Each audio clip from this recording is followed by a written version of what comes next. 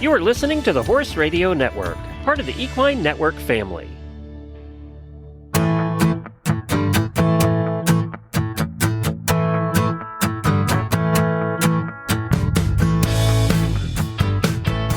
Welcome to this episode of the Disease du Jour podcast. In today's episode, we're going to talk about vet and farrier collaboration with Dr. Ingrid Wolff.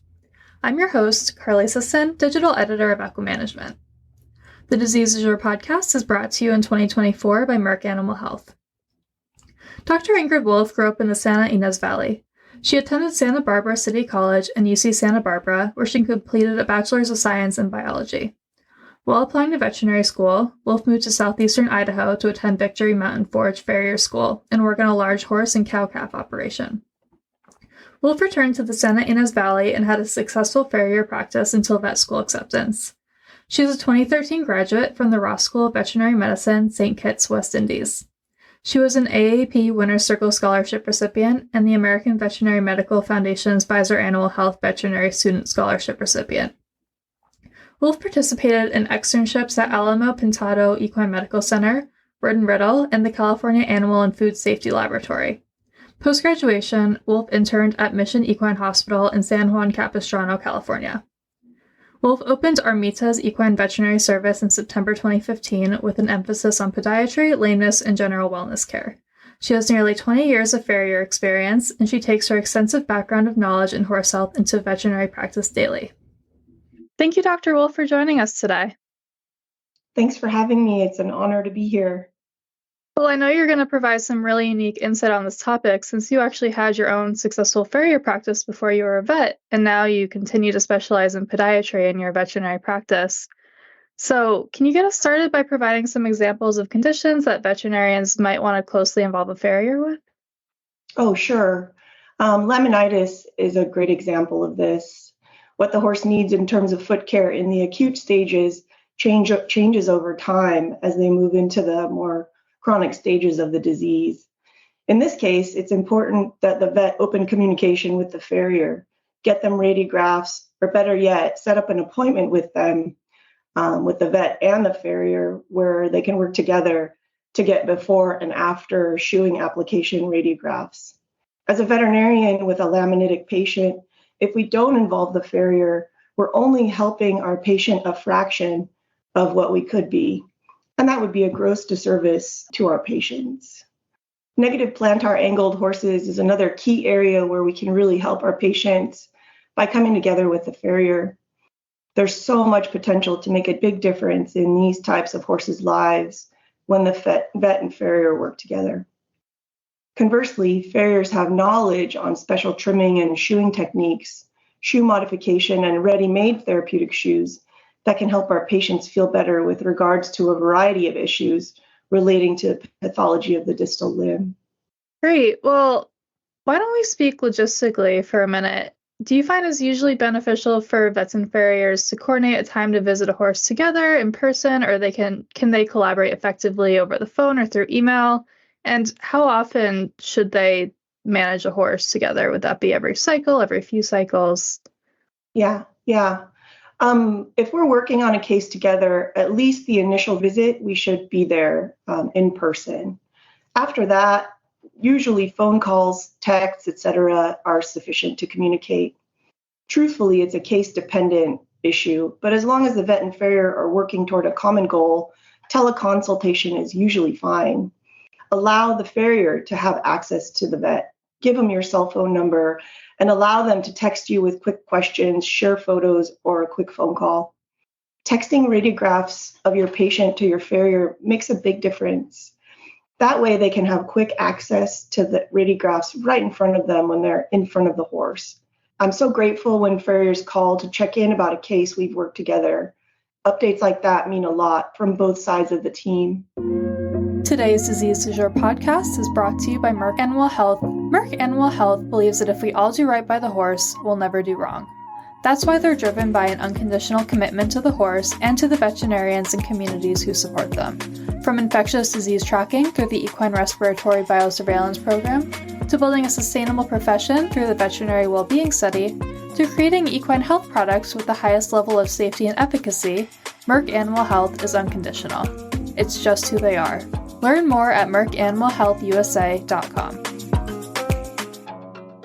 I would imagine that many farriers don't have a veterinary background and probably aren't used to interpreting diagnostic images. So how would a veterinarian help a farrier interpret these images to improve shoeing and trimming outcomes? This is an area where vets can really make a difference for farriers, and it'll really lift them up as the equine professionals that they really are. Veterinarians have access to continuing educational opportunities, and many of those can be taken or audited even if they don't have a DVM. Local and regional veterinary medical associations and farrier clubs occasionally host DVM/farrier lectures. If you as a vet know about upcoming lectures that you would think would be interesting to a farrier, let them know about it. Especially reach out to the newer farriers or those that are new to your area. It took a long time for me as a farrier to realize those lectures and events were open to me, and I always learned so much every time I went. If you ever hear about an upcoming seminar put on by your local farrier club or farrier shop, offer up a couple hours of your day to speak to them about how to read a radiograph, for example, or any other topic that's of interest to you. They will always get something out of it, and you will too. There's a new organization that I follow. It's called the National Alliance of Equine Practitioners. Members of this group are both farriers and veterinarians, and they offer continuing education courses and a symposium where both vets and farriers are welcome. I'm really interested in this group, and I hope to see more of them in the future. That's great advice about the continuing education. I think that would really elevate a lot of those farriers and help them better serve their clients. Now, do you have any strategies for veterinarians who are working with a client's farrier that they don't have an existing relationship with? Do you ever find it's beneficial to recommend a new farrier to a client, or is it better to work with the farrier who is more familiar with the patient? I think communication is really key here on so many levels. You, of course, have to get the owner's permission as a veterinarian to talk about your patient to the farrier. But as a veterinarian being called out for an issue, vets really need to be the leaders in opening the dialogue. Find out what the farrier knows about that particular horse. If there's factors that are resulting in the farrier not being able to meet the needs of the horse, and can the vet help with things like sedation? Does the farrier need radiographs and help with deciphering the images? I think exercising diplomacy and professionalism here will really pay off, especially if it's a difficult and uncomfortable moment. Additionally, if vets find that farriers have a particular interest or skill, or someone they just plain work well with, this could be a resource to help in times when something in particular is needed. As with anything, the community around your patient, around the horse, will sure have a synergistic effect on the care of that horse. Yeah, that's such great advice. And that sort of feeds into my next question, which is conflict management strategies to help vets and farriers avoid stepping on each other's toes. I know both of these fields are very specialized. They take a lot of pride in what they do, and I'm sure that everyone has their own opinions.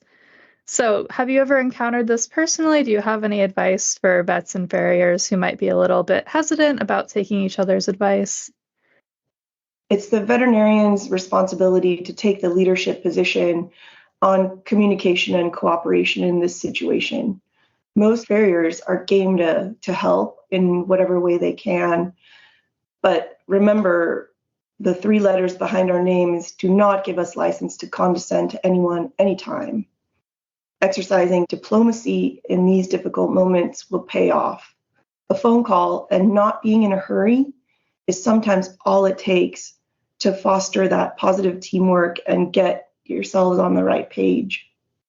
Well, that's such great advice for veterinarians to remember. I think this has been really insightful conversation from your experience with veterinary work and farrier work. Do you have anything else you want to add to the conversation before we wrap up? Yeah, I do have a few extra little tips and tricks, advice for the veterinarian-farrier cooperation. I think it's important for vets to remember that farriers see the horses in their care every 6 to 8 weeks. So they have the ability to see the subtleties that vets coming on the scene only 1 or 2 times a year don't. They spend more time at the barn than vets do, and will see things that vets will miss while they're there. They look at feet every single day, and with that, they're able to detect even the slightest changes that vets may miss, even when veterinarians are performing a lameness exam. It's quite common that owners and trainers will open up and discuss lameness issues that they may not have discussed with their veterinarian yet, for fear that they're asking, quote, stupid questions, but are comfortable asking their farrier. They may even have called the farrier out for a lameness issue before calling their vet. Remember this if you have a rapport with a particular veterinarian. I think that's really important. There's the last little tips and tricks here. Every time you see a new farrier on the scene, go up to them, introduce yourself, give them a card, and tell them you're here to help them in any way that you can, whether it be sedating a fidgety or fussy horse, or offering a set of farrier rads to give them more information on their horses. Ask them if they're looking to take on more accounts, and if you can refer them. It's always nice to have a handful of farrier names for patients that you think need extra help, or you want to help the client out. Wave to every single farrier rig you see on the road. Take a moment to say hi to the farriers working at the barn, even if you know them. Treat them like the colleagues that they are. Learn to pull a shoe without tearing half the hoof wall off. If you don't know how to pull a shoe off, ask a farrier to teach you and offer them to pay for their time. Educate owners on creating a safe and work environment for farriers.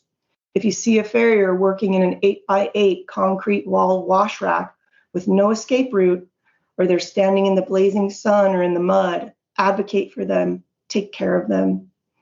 If you see them really struggling with the ornery horse, help them.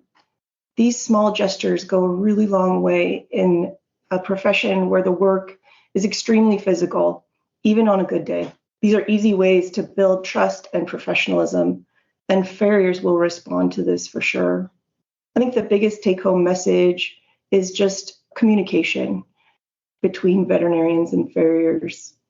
Well, great. That's such a good note to end on, and I really hope that this conversation will inspire vets and farriers to start to build or improve these synergistic relationships to better help our patients.